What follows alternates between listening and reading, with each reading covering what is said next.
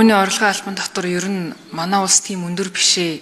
Тийм учраас ер нь энийг багасгах хэрэггүй гэдэг юм ярьж байна. Тэгвэл нөгөө талдаа манай улсын авилгал ямар байгаа вэ? Тэр хувийн орлогын албан дотроос бүрдүүлсэн төсвөө манай улс яаж зарцуулдаг вэ?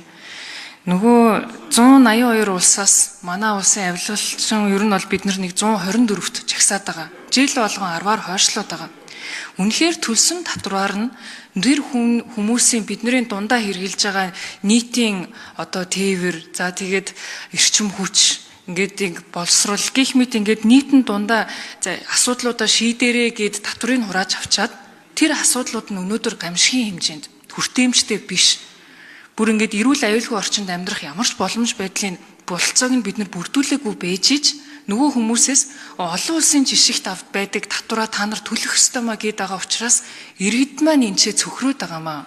Яагаад үнэхээр бидраас авсан татвараараа тэр улс нь өөрийнхөө хийх ёстой төрийн хийх ёстой ажлуудаа хийж чаддаг байсан бол энд иргэд гомдлоод энд иргэд бухимдаад байхгүй. Гэтэл тэр үүрэгт ажлуудаа бид нар өнөөдөр хийж чадахгүй бэжиж буцаагаад үгүй бид нар олон улсын жишгээр татвар авна гэдэг байгаа чинь шудраг бус байдал үүсгээд байгаа.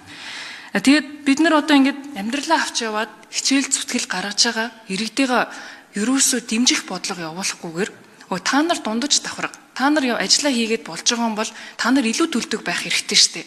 Илүү болцоогүй хүмүүсүүдlooгаа бид нар чиглэх ёстой гэд өнгөрсөн 30 жилийн бодлогоо хэрэгжүүлсэн. Ингээд яваад байсан чинь үр дүн дагаварт нь яаж ийн гэхээр яг эд ажиллах насны залуу гэрүүлүүд залуучууд маань за Монгол улстай амьдрах болцоо алгаа хөдөлмөрийг үнэлэхгүй байгаа даа. Хичээл зүтгэл байхгүй маань. Би ер нь энэ улсад байх юм бол миний ирээдүй гэрэл гэгээтэй байхгүй байна гэд бүх насны энэ залуучууд бүгдээрээ Солонгос, Австрали гих мэт чөлөөт эдийн засагтай хөдөлмөрийг үнэлдэг тэр улсууд руу яваад байгаа. 10 жилээ төгсөж байгаа хүүхдүүд төр та бүхэн очиод асуугаад үзээрэй. Бүгдээрээ яаж гадагшаа явах вэ гэдэг бодол тавтцсан байна. Бүр 10 жилээсээ шүү. Энэ өөрөө гамшигын хэмжээнд ирж байгаа.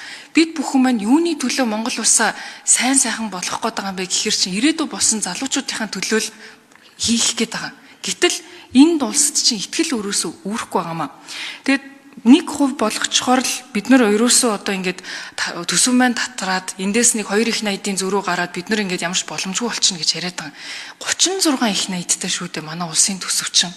Манай улсын төсөв дотор хэрэгцээгүй иргэд хийгээч гэж огт хэлээгүй маш олон зүйлүүд дээр үргүү зардлыг гаргаад байгаа. Зүг зүгээр байгаа боржуурыг хавьчаад солиод байгаа. Хинч оролцоод ямар ч үр дүн гардаггүй хилэлцүүлгүүдийг хэдэн зуун саяар нь хэдэн удаа улс тойроод хийгээд байгаа. Энэ мэд зардлуудаа та нар татчаач тээ. Тэгээд нэг 10 20 жил нэг юм дундаж давхраг бий болох хөрс капитал үүсэх өмчтэй болох тэр боломжийг үүсгэхэд бид нар нэг хувиар нь яваад үзье л да. Тэгэхэд маш том өөрчлөлт гарч ирнэ. Манай иргэд маань бид нар залуу хүн амтай улс. Тийм учраас хөдөлмөрөө дэмжиж өгөх юм бол энэ хүмүүс маань бол ямар ч тусламж хэрэгцээ шаардлагагүйгээр аваад явчихна. Тэгэхээр энэ 1% болгохыг ажлын хэсгийн дарга ган уягаас бас хүсмээр байгаа. 2 сая гэдэг бол чамлалттай байна. Энийг тоогоо нэмээд өгөөч. Яагаад гэвэл 2 сая гэдэг чинь бол нэг ажилд орж байгаа нэг 1-2 жил анхан хүйж байгаа л хүний авж байгаа татвар цалингийн хэмжээ байгаа. Тэгэхээр чин бид нар яг дундаж давхрах буюу энэ хөдөлмөрийн насанд байгаа хүмүүсээ дэмжичмээр байна. Энэний босгыг нэммээр байна гэдэг